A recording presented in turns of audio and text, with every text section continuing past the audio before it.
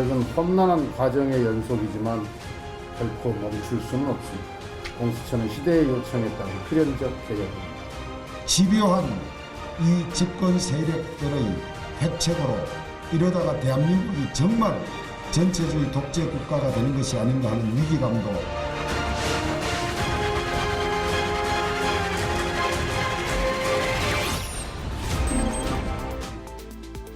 네, 여의도 사사건건 오늘은 현근택 민주당 전 부대변인, 이준석 국민의힘 전 최고위원 나오셨습니다. 안녕하십니까? 네, 안녕하세요. 자, 오늘 오후에 임시회가 다시 열려서 본회의가 시작이 됐는데요. 공수처법 개정안이 통과가 됐습니다. 어제 본회의 상황부터 지금까지의 상황 먼저 잠깐 보고 말씀 나누도록 하겠습니다. 네, 어제 오후 3시 본회의장 입구 양쪽으로 늘어선 국민의힘 의원들. 본회의장에 입장하는 민주당 의원들을 향해서 구호를 외치고 애국가를 제창합니다.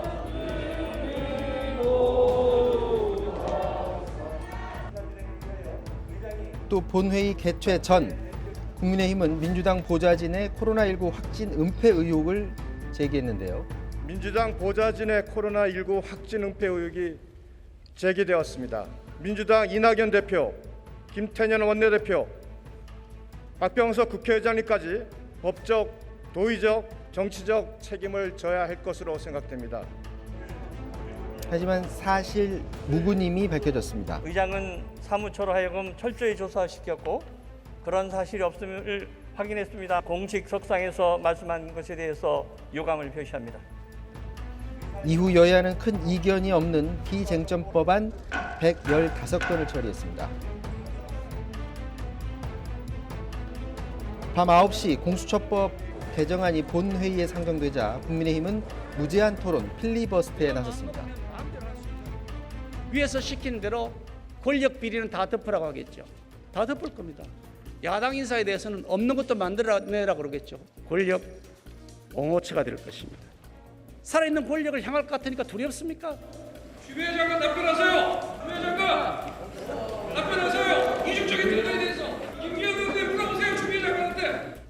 우리 권성동 의원님 고생하십니다. 물어볼 때에도 물어봐야지. 아무 때나 물어봐갖고 뭐 하겠습니까? 또 소설 서시네 그러면 안 되잖아요. 하지만 정기국회 회기가 자정에 종료되면서 국민의힘 필리버스터는 역대 가장 짧은 3시간 필리버스터로 끝났습니다.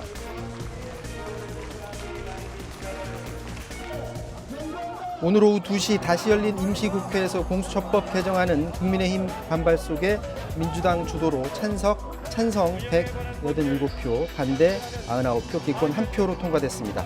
국민의힘 의원들 강하게 반발하는 모습을 보였습니다. 공수처법 개정안 처리, 필리버스터에 들어가더라도 이런 결과가 나올 것이다 많은 언론들이 이제 지적을 했었는데 그 과정 어떻게 지켜보셨습니까?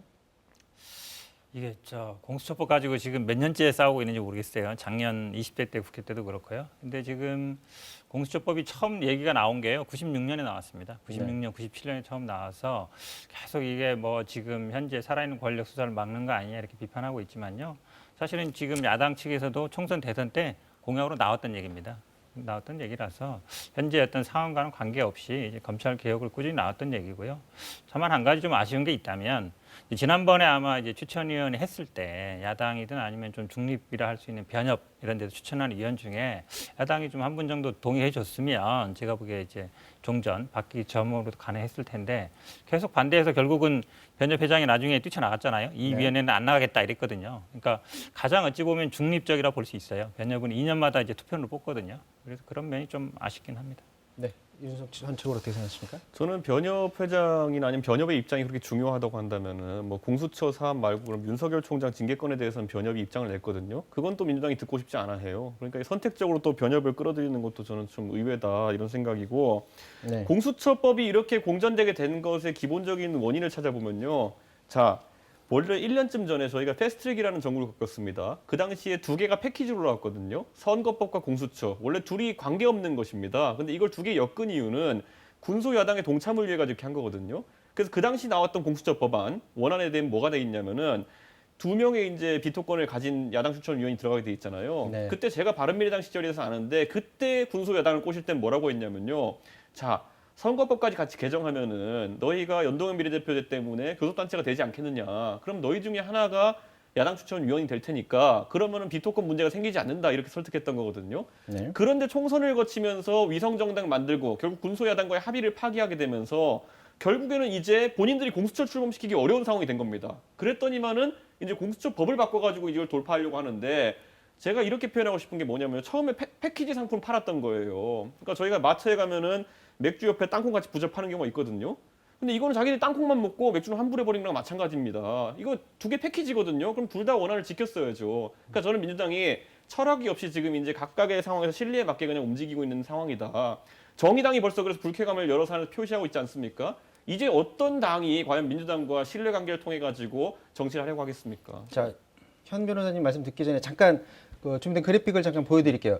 그러니까 그동안 이제 공수처법으로 공수처장을 뽑을 때는 추천위원 7명 중 6명의 동의를 받았어야 됐는데 이번에 이제 개정이 되면서 5명만 동의를 받으면 됩니다. 지금 국민의힘 그 추천위원이 2명이기 때문에 2명이 참여를 안 하고 비토를 하더라도 충분히 현재 상황에서 나머지 인원으로 이제 통과가 될 수 있는데 지금 앞서 이준석 전 최고께서 지적하신 부분은 이전에 이 법을 만들 때는 군소정당을 끌어들이기 위해서 저기에서 굳이 5명으로 했어도 되는 거를 6명으로 해서 군소정당을 끌어들였는데 지금 와서 보니까 예상과 다르게 국민의힘이 너무 많은 의석수를 차지하다 보니까 그걸 통과를 못 시키게 되니까 다시 바꾼 거다라는 지적을 하시거든요. 여기에 대해서는 어떻게 그러니까 뭐 법을 개정 그때 한 번에 하고 왜 이제 와서 다시 하느냐 그 비판은 저는 받을 수밖에 없다고 보는데요. 저는 그렇다고 해서 국민의힘이 면책되는 건 아니다라고 봅니다. 왜냐하면 뭐 처음부터 이거 반대해 왔어요. 네. 그러니까 저 아마 비토권 자체도 국민의힘이 뭐 요구하거나 이런 건 아니었거든요. 어찌 보면 그 권한 행사를 저는 자꾸 이제 변협 말씀하시는데 변협이 그거랑 다른 얘기죠. 그냥 변협은 여기에 당연 추천권이 있는 거거든요. 네. 지난번에도 우리가 특검할 때도 그렇지만 대부분 변협이 어느 정도 중립적이라고 봅니다. 그러니까 변협 회장은 회원들이 직선으로 뽑거든요. 그러니까 여야가 없어요. 여편이든 야편이든 아닐 텐데 어쨌든 공수처 변협 회장도 공수처 반대한다. 하지만 내가 추천에 가서 해보니까 이거 100번 투표하더라도 결국은 5명은 절대 안 나오겠더라. 6명은 안 나오겠더라. 이런 얘기를 했기 때문에 저는 어쩔 수 없는 상황이라 보고요.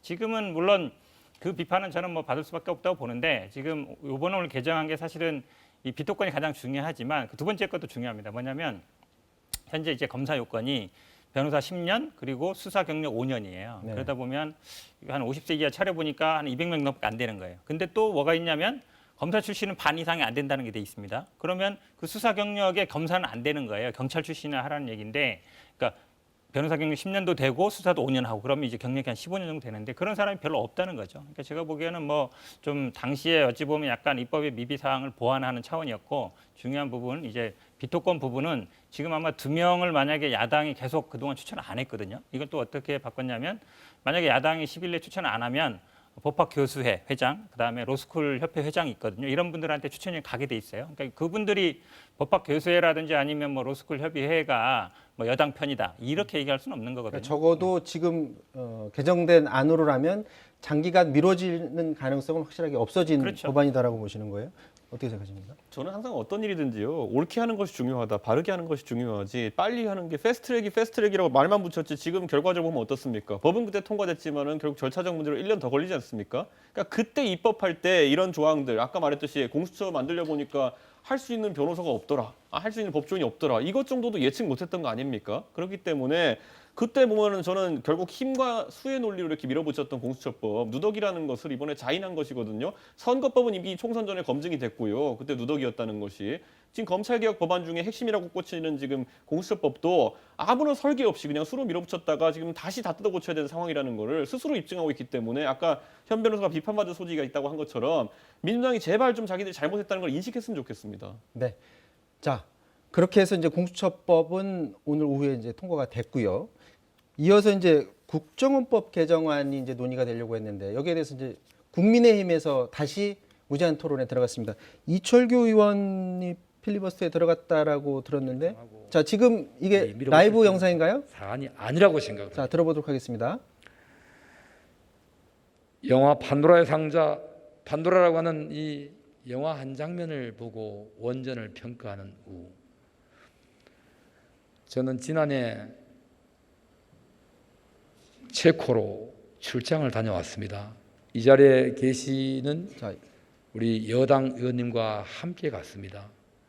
산자 의원으로서 당시 간 이유가 체코가 원자력 발전소를 건설하는데 우리나라 대한민국의 원전을 도입하겠다고 이렇게 준비를 하다가 우리 대통령께서 탈원전 선언하는 모습을 보면서 체코가 다른 말을 하니까 자, 이것을 지금 좀 이철규 의원이 1시간째 지금 필리버스터를 하는 그런 상황 잠깐 라이브로 보신 거고요. 그러니까 대공수사권이 국정원이 가지고 있던 걸 이제 경찰로 넘기는 그런 국정원법 개정안인데 여기에 대해서 필리버스터로 지금 막으려고 하는 겁니다. 그런데 두 분도 다 아시겠지만 180석 이제 동의를 얻게 되면 저 필리버스터가 이제 저지가 되잖아요. 예.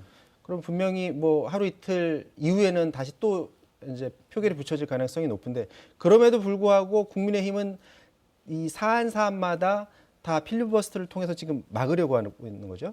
사실 필리버스터라는 것이 그 이제 국회 선진화법 체제 하에서 야당의 이제 적극적인 방어 권한으로 신설된 것인데 가장 먼저 필리버스터로 유명해진 게 민주당 의원들이 그때 테러방지법 필리버스터하면서 유명해졌잖아요. 네. 그때도 테러방지법 막는다는 취지보다는 그것의 위험성을 알리겠다는 취지로 시작한 것인데 네. 저는 이번에 쟁점 법안 4개에서 5개 정도 있는 것들 이것 같은 경우에는 지금까지 구호로서만 아니면은 법 이름으로서만 국민들이 접할 기회가 있었지 세세한 내용을 접하지 못했던 부분이 있습니다. 그렇기 때문에 저희는 지금 강론으로 디테일로 들어가면 들어갈수록 공수처법처럼 이 법안들이 얼마나 이제 얼기설기 만들어진 법안들인지가 국민들에게 전달될 수 있다 보기 때문에 최대한 권한을 활용할 것이고요. 아까 진행자께서 180석 이상의 동의를 통해 가지고 네. 필리버스터를 중단시킬 수 있다 그랬는데 저도 이제 군소 야당에 속한 분들한테 한번 물어봤더니만은 그건 네. 아직 당 차원에서 특정 법안에 동의하고 말고 그것과 여건 공조하는 것과 야당에게 보장된 권한 중 하나인 필리버스터를 중단시키는 것은 다르게 받아들일 부분이 있다. 이렇게 하기 때문에 그 소위 말하는 정의당을 비롯한 다른 야당들이 과연 그 민주당의 그런 어떤 신청에 동의해 줄지. 동의 안 할 수도 있다라고 보시는 동의하는 거죠? 순간 예전에 정의당이 문제가 생겼던 이중대론에 바로 또 빠지는 것이거든요. 그렇기 때문에 그 당들도 좀 신중하게 움직일 거로 봅니다. 지금 173석입니다. 정확히. 네네. 민주당이 173석이고 최소한 7석 이상을 충분히 가져와야 가능하죠. 되는데 어떤 왜냐하면 계산을 정의당이 가능하다고 아니어도요. 보세요? 일단 열린민주당이 3석이 있고요. 네. 그다음에 이제 무소속 저희 당에서 제명되신 분 3분이 있습니다. 네, 그럼 179석입니다. 그다음에 우리 저 기본소득당이랑 그 저희들이 이제 비례할 때 같이 했던 분 2분 있거든요. 그러니까 정의당 아니어도 8분이 있는데 8분 그러니까 3분, 2분 중에 그러니까 8분 중에 7분 찬성하면 되기 때문에 저는 뭐 숫자 채우는 건 그렇게 어렵지 않다라고 보고 있습니다. 충분히 동의를 할 거라고 보시는 이유는 이 법 개정 취지에 그 나머지 두 분이 의견을 같이 그렇죠. 할 거라고 보시는 왜냐하면 거죠? 어쨌든 지금 뭐 열린민주당은 저희들하고 같이 했었고요. 그다음에 물론 제명되긴 했습니다만 3분도 지금 이제 국정원법 문제잖아요. 네. 제가 보기 국정원법 대공수사권을 폐지하고 3년 후 유예기간 뒀습니다. 이게 결국 경찰이 한다는 부분인데 동의할 네. 것 같고요. 그다음에 뭐 기본소득당이나 뭐 이런 분들도 저희들이 비례대표를 같이 이렇게 출발했기 때문에 큰 틀에서는 저는 뭐 동의할 걸로 봐서 180석 채우는 데는 별 문제는 없을 걸로 보입니다. 자, 공수처법 개정안이 통과가 되면서 이제 공수처가 출범하게 됐는데 여기에 대해서 여야의 입장이 극명하게 갈렸습니다. 이거 듣고서 계속해서 말씀 나누도록 하겠습니다.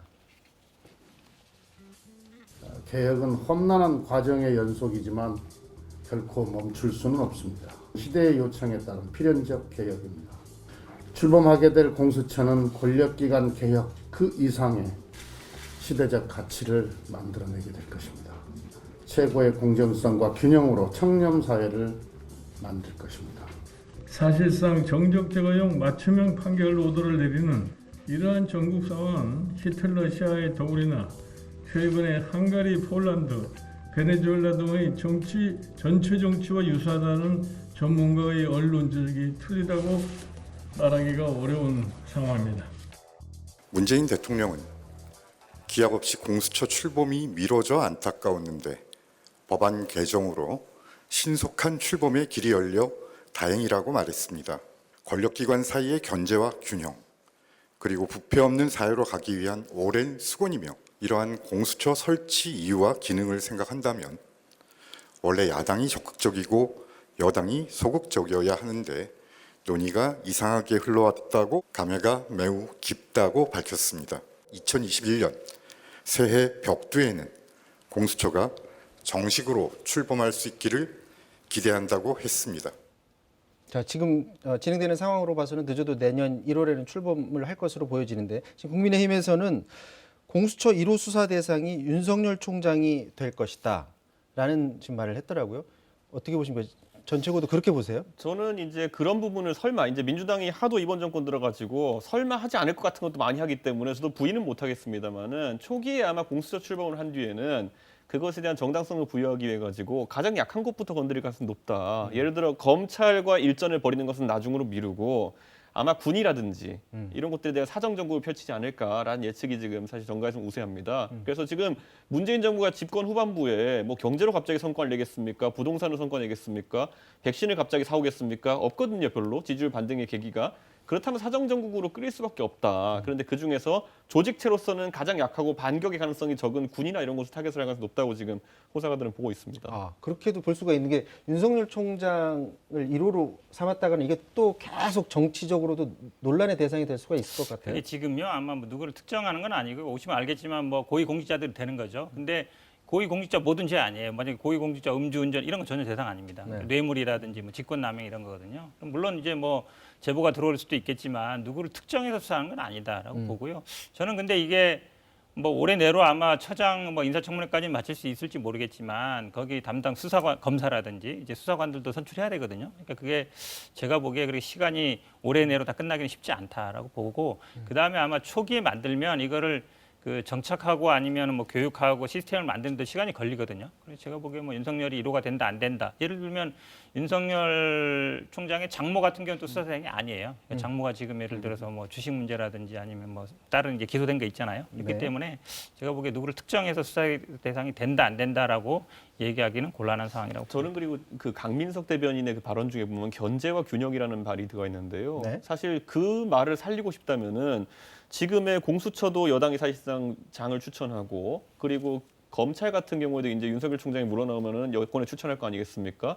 거기다가 보면 경찰청장 같은 경우에도 이번에 전해철 의원이 장관으로 가면서 장악력을 강화할 테고 거기다 더해가지고 이 모든 걸 견제할 수 있는 법사위원장마저 관리를 깨고 이제 여당이 가져간 상황 속에서 도대체 누가 누구를 견제할 수 있다는 건 잘 모르겠고 지금 상황 같은 경우는요 원래 우리가 견제 균형이라 하려고 그러면은 생선 가게를 고양이한테 맡겼으면은 고양이를 감시하는 건 강아지한테 맡겨야 되는 겁니다. 지금 그 고양이가 고양이를 감시하고 이런 상황이에요. 지금 보면은 동족들끼리 감시하고 있어요. 이게 어떻게 견제와 균형입니까? 고양이 판이지. 기본적으로요. 그러니까 경찰청장이나 검찰총장 대통령 임명하는 자리였어요.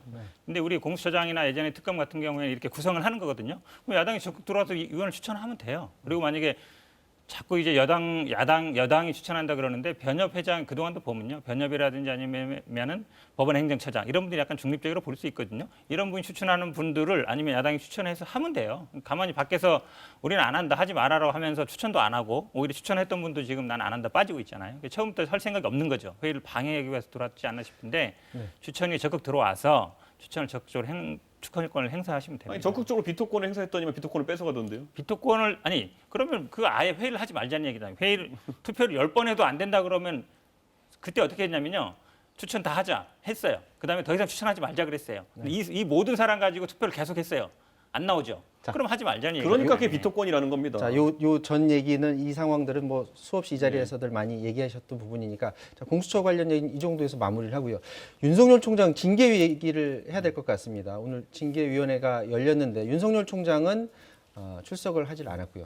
자, 이렇게 출석을 하지 않게 되면 본인이 이제 직접적으로 소명할 기회가 아무래도 적을 것 같은데 본인한테 불리하게 작용할 것 같은데 어떻게 보시나요? 뭐 유리하진 않죠. 본인이 나와서 왜냐하면 뭐 변호인들이 100% 다 알 수는 없으니까요. 실제 그 상황을. 근데 아마 좀 부담이 느낄 수도 있을 거예요. 본인이 나오면 또 이 절차를 뭐 인정한다는 셈일 수도 있고 아니면 또 마주하게 되거든요. 그 심의위원들이 대부분 뭐 참모라든지 아니면 같이 근무했던 법무부 직원들도 있기 때문에 물론 이제 장관하고 직접 마주치지 않겠지만 그럴 상황들도 있고 또 아마 과거의 사례도 보더래요. 좀 고위직 같은 경우는 이런 자리에 직접 나오는 경우는 많지 않았습니다. 왜냐하면 어찌 보면 자기보다 약간 급이 낮은 사람들한테 그 뭐라 그럴까요? 심사를 받는다는 거에 대해 또 있어서 예전도 보면 뭐 장관이나 차관 이런 분들은 잘 안 나왔던 것 같은데 어쨌든 오늘 보니까 뭐 변호인이 한 3분 나왔던 것 같아요. 그중에 한두 분 정도는 아마 직접 총장하고 소통하는 역할도 할 걸로 보입니다. 네. 저는 뭐 윤석열 총장이 지금 상황에서 이 사안 저희가 처음에 6가지 이유로 감사가 청구됐거든요. 네. 그런데 스스로 이미 지금 봤을 때는 여권에서도 그렇고 추미애 장관 측도 그렇고 5가지는 말이 안 된다 생각해서 이제 지워버린 것 같거든요. 그래서 한 건에 대해 가지고 이제 사실 징계를 다투는 모양새처럼 됐는데 이 정도 같은 경우에는 이미 사실관계에서 나와 있고 결국엔 이 문건이 사찰에 해당하느냐 아니냐 정도의 법리적 다툼 정도가 남아있다 판단한 것 같습니다. 그렇기 때문에 거기에 대해서는 본인의 법률적 대리인, 변호인 대신할 수 있다 이렇게 생각하는 것 같고요. 저는 이미 뭐 판사회의에서도 사실상 여기에 개입하지 않겠다는 의사를 밝혔고 여러 다른 주체들에서 그 건이 사찰에 해당하지 않는다는 취지로 이제 반응하고 있기 때문에 거기에 대해서 뭐 징계위가 만약에 소명이 부족해가지고 지금 이렇게 하고 있느냐 그건 아니라고 생각할 것 같습니다. 자, 잠깐 말씀드리면요. 6가지 다 중요하죠. 지금 왜냐하면 뭐 윤리 강령 문제도 있고요. 그다음에 정치 중립을 작게 본인이 정치한다고 얘기하는 게 아니라 대권 후보 여론조사 들어가고 대권 후보로 사실상 역할을 하고 있는데 왜 그에 대해 가만히 있느냐 이런 부분도 있는 거예요. 그다음에 감찰을 거부한 부분도 있고 그거 빠진 게 아닙니다. 그리고 이게 사찰이냐 아니냐는 법률적 판단이에요. 징계는 그렇지 않습니다. 징계는 품위 손상, 아니면 적절하지 않은 행위 다 들어가는 거거든요. 그러니까 이게 법적으로 사찰에 해당된다 아니다가 중요한 핵심 쟁점은 아닙니다. 자, 그렇게 이제 언론이 이제 법관 사찰 의혹에 대해서 집중 조명을 했었던 거고 오늘 징계위에서는 다 모든 것을 다룰 것으로는 예상이 되는데 오늘 윤석열 총장 변호인 얘기 한번 들어보도록 하겠습니다.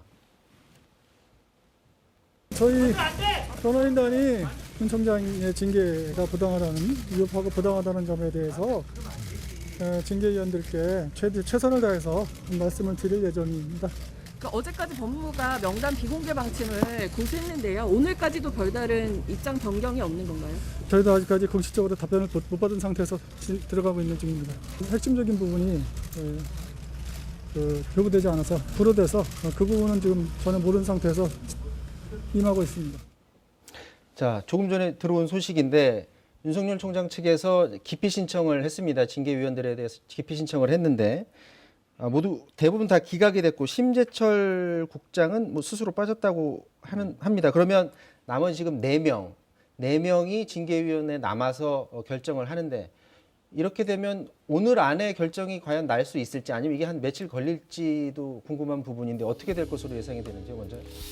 제가 보기에는 사실은 기피 신청이 지금까지 걸렸잖아요. 네. 오전에는 거의 뭐 별 진행된 게 없고 그러면 제가 보기에 아마 이제 안건이 6개고 6개를 심리하고 또 그 안건별로 아마 증인 신문을 하기 때문에 아주 심리만도 오늘 늦어질 것 같고요. 그다음 심리가 끝난 다음에 이제 그러면 징계를 어떻게 어느 수준에서 할 거냐 양형을 결정하는데 제가 보기에는 뭐 오늘 내로 끝나기는 쉽지 않은 상황 아닌가라고 보고 있습니다. 아무리 빨라도 그러면 내일이나 돼야 될 왜냐하면 결국은 아마 이 6가지 심리를 하면서 증인 신문들을 할 텐데 치열하게 다투고 있거든요. 네. 서로 상대방이 다투고 있어서 그 부분들에 대해서 아마 근데 절차적인 보장하려면 하고 싶은 얘기를 다 해야 되거든요. 그러면 이쪽에서 얘기하면 이쪽에서 반박을 할 것이고 저희도 뭐 방송하면서 보지만 반박을 좀 시간 제한상 못하지만 사실은 시간 안 두면 계속 할 수 있거든요. 네. 그렇게 보면 아마 서로의 시간을 충분히 준다는 의미에서 그리고 보통 만약에 한쪽에 10분 줬으면은 이쪽 우리도 그럼 10분 달라라고 할 수 있어서 굉장히 길어질 가능성이 높습니다. 네, 어떻게 보십니까? 저는 우선 징계 사유 관련해 가지고 아까 6가지 다 심의할 수 있다 그랬는데 뭐 하겠죠. 당연히 청구가 들어왔으니까. 근데 그 안에 보면 뭐 정치할 것 같다 이런 거는 솔직히 저희가 봐도 웃긴 거거든요. 왜냐하면 지금 저 정치적 인물로 윤석열 총장을 키운 게 누구냐면은 추미애 장관이 계속 공격해서 그런 거거든요. 네. 자기가 공격해서 정치적 인물로 키워놓고는 정치한다고 징계하면은 이건 뭡니까? 완전 웃긴 해프닝이거든요. 그래서 그런 부분도 좀 지적받고 이 징계위 구성에 대해 가지고 일주일 정도 지연된 다음에 과연 어떻게 구성이 될까 많은 사람들이 궁금했는데 심재철 국장이나 신성식 부장이 나올 거라는 얘기는 과거부터 있었는데 그 말은 뭐냐면은 이 말은 다른 검사장급이나 다른 검사 고위검사급에서 나올 사람이 없다는 것을 의미한다라고 이제 언론이 해석을 했거든요. 풀이 적다. 그렇죠. 실제적으로 그런데 이렇게 나왔습니다. 거기다 심재철 국장은 본인이 추미애 장관의 아주 신임받는 어떤 그런 검찰 간부임에도 불구하고 빠졌거든요. 그 정도로 지금 검찰 내 구성원들이 얼마나 부담을 느끼는지 알 수 있는 것이고요. 두 번째로는 외부위원이 3명 있습니다. 이 외부위원 중에 한 분은 이 징계가 시작되자마자 빠졌고요. 사퇴했고요. 그분을 가름해서 한 분이 들어왔고 오늘 또 변호사 한 분은 빠졌습니다. 이게 지금 외부위원은 민간위원들인데 민간위원 3분 중에서 2분이 사실상 불참 또는 사퇴한 거 아니겠습니까? 그러니까 이게 지금 일반적인 중립적인 시각에 볼 수 있는 이 사안에 대한 정도인데 그러니까 징계위를 여는 것 자체가 부적절하다고 생각하는 사람이 있는 거예요. 근데 여기서 지금 기껏해야 4명 모아가지고 겨우겨우 4명 채워가지고 여기서 징계 판단 내린다? 전 이건 앞으로도요 계속 이제 효력에 대해서는 모르겠지만은 평가는 굉장히 박하게 나올 수밖에 없는 징계라고 봅니다. 그렇다면 자 여기에 나오시는 국민의힘 의원 중에는 아마도 이거 뻔하기 때문에 중징계 나올 거다 이렇게 전망하시는 분들도 계셨거든요. 어떻게 예상하십니까? 저는 중징계를 내려도 문제예요. 만약 네. 여기서 갑자기 감봉 이래버려도 진짜 문제거든요. 그러면 이제 굉장히 상황이 복잡해지는 거죠. 그러니까 저는 어떻게 해도 이거는 여권에 불리한 상황이기 때문에 저는 이 상황에서 중징계를 차라리 내리고 그 후폭풍을 감내하자라는 식의 결론을 내릴 것 같습니다. 그런데 지금 상황에서는 제가 봤을 때는 뭐 아까 제가 말했잖아요. 징계를 완전 무징계를 내려도 이거는 그럼 이 사단을 왜 일으킨 거냐라는 국민 비판을 받을 수밖에 없고요. 감봉 이래버리면 고작 그거 하자고 이렇게 난리 친 거냐는 얘기 들을 테고요. 중징계하면 그 나름대로 너희의 치부를 감추기 위해 가지고 윤석열을 자르는구나라고 해서 아까 말했던 정치적인 인물로 윤석열 총장을 더 키울 수가 있습니다. 그러니까 저는 이거는 오히려 뭐 야권 입장에서는 뭐 하고 싶은 대로 하십시오라고 얘기할 정도의 상황인 것 같습니다. 네. 정치 얘기 자주 하는데요. 본인이 정치하겠다라고 얘기는 뭐 직접은 안 했지만 여론조사 계속 들어가면 사실 현직 검찰총장이 있으면 빼달라고 100번이라도 얘기해야 돼요. 그런 얘기 안 했죠. 어찌 보면 저는 뭐 즐기고 있다고 봅니다. 그 부분이 정치적 중립성에 굉장히 큰 해가 되고 있기 때문에 네. 당연히 그 부분도 징계사에 들어가는 거예요. 감찰 거부라든지 뭐 다른 부분도 있습니다만 지금 이제 구성 얘기하는데요. 아마 제가 봐도 대부분의 검사장급 왜냐면 이제 검찰총장 징계하는데 뭐 평검사 들어왔다 그러면 아마 그 얘기도 나올 거예요. 지난번에 서류 갖다 줄 때도 평검사 갔다 왔다 이랬는데 검사장급이 대부분 아마 반대 성명 내고 그랬습니다. 안 낸 분이 별로 없어요. 그렇다 그러면 검사장 중에 많지 않은 건 맞는 것 같고요. 사정이 있죠. 왜냐하면 지금 원래 7분인데 법무부 장관은 당연히 빠지는 것이고 심재철 국장도 상대방이 어쨌든 저는 뭐 받아준 거라고 보는데 빠지는 것이기 때문에 실제로는 이제 안 나온 분은 한 분 정도로 보는 게 맞는 것 같고요. 뭐 징계 예상은 저도 뭐 경징계는 아니라고 봅니다. 근데 징계는 중징계 중에서 어느 걸 할 것이냐, 뭐 해임을 할지 면직을 할지 뭐 정직 이상을 할지 모르겠지만 어쨌든 지금 사유들이 정치적으로 굉장히 뭐 여당이 키워졌다 그러지만 이미 정치적인 인물이 돼 있어요. 그런 부분들도 제가 보기에 적절하지 않다고 보기 때문에 중징계 중에서 어떤 걸 할지는 아마 지금 징계위원들이 고민을 할 것 같습니다. 자 마지막으로 하나만 여쭤보고 마무리 지어야 될 것 같습니다. 추미애 장관이 어제 본회의장에 나왔는데 그 모습 때문에 언론이 많은 관심을 보였습니다. 그 본회의장에서 책을 읽었는데 책 제목이 내가 검찰을 떠난 이유라는 검찰 출신 변호사가 쓴 책입니다. 저게 아무래도 분명히 거기서 책을 읽는다면 많은 스포트라이트를 받을 걸 분명히 알았을 상황으로 보여지는데 자, 저 상황 본인의 의지를 분명히 보여준 거다. 본인이 얘기하는 검찰 개혁을 반드시 끝까지 밀고 가겠다. 윤 총장과 관련된 뭐 징계위원의 일련의 과정도 끝까지 가겠다라는 의지로 보여진다라는 그런 해석이 있는데 여기에 대해서 어떻게 보시죠? 짧게 한 어느 말씀 정도 저는 부탁드리겠습니다. 동의합니다. 왜냐하면 이 지금 상황이 어떤 상황이냐면요. 엊그제 이제 그 술접대 검사 수사 결과 발표했었잖아요. 많은 사람들이 아니 보통 사람들은 10만 원만 얻어먹어도 공무원들 뇌물죄 되고 무서워서 하는데 96만 원 계산도 참 희한하게 했다. 그 얘기 하잖아요. 네. 그 얘기는 결국은 검사들이 저 책도 대부분 내용을 보면 스폰 받지 마라. 스폰 받고 이렇게 스폰 받고 저렇게 스폰 받고 그걸 너무나 당연시 여기고 이런 문화들이 우리가 뭐 그랜저 검사, 벤처 검사 그동안 끊임없이 많았잖아요. 이제 좀 그만하자. 결국은 아마 이번 그 술접대 검사 내용도 만약에 제가 공수처가 수사했으면 당연히 뇌물죄로 먼저 수사해야 되는 거예요. 뇌물죄가 안 됐을 때 그다음에 이제 청탁금지 봤어야 되는데 네. 뭐 그런 어떤 거의 표현이다. 그래서 아마 이제 공수처라든지 아니면 검찰 개혁 꾸준히 밀고 나가야 되겠다 이런 의지의 표현이라고 저는 봅니다. 기본적으로 그 공직자가 정치를 하고 있는 사례의 대표격이 이분인 것 같아요. 보니까 추미애 장관 그 일하는 자리에 가가지고 책 읽고 있지 않나. 국회는 국민을 대신해 가지고 추미애 장관을 배석시켜 놓은 것인데 국회에서 불러가지고 거기 가가지고 책 읽으면서 기자들한테 일부러 사진 찍히려고 쇼하지 않나.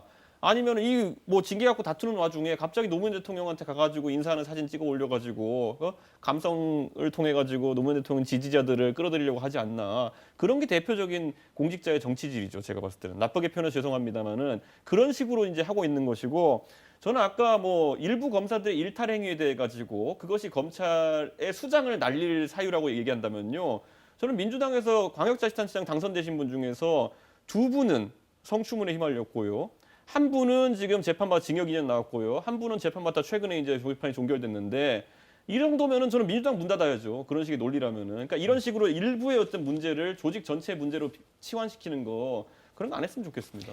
자, 오늘 두 분 말씀 고맙고요. 다음에 또 기회 되면 자주 나와주시기를 부탁드리겠습니다. 지금까지 현근택 민주당 전 부대변인 이준석 국민의힘 전 최고위원과 말씀 나눴습니다. 고맙습니다.